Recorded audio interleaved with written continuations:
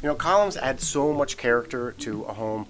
Unfortunately, they're a great place for moisture to settle and have rot occur. So what we want to do is actually ventilate these columns. And how we're going to do that is drill a hole at the top and at the bottom and put these little vents in, and that way air will circulate and you'll never get rot in here.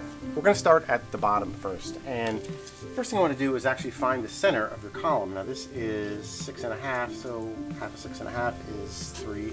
So make a mark there. And now I'm just using a hole saw. That is the correct diameter, same as our vent. Make sure your drill is perpendicular to this. You don't want it up like this or down. You won't get a nice hole, so make sure. All right. Now, we're going to put some caulk on the inside of this vent. That will just seal it.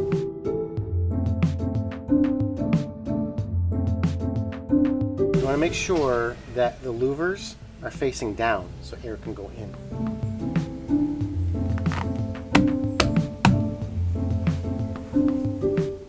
Okay, and we do the top.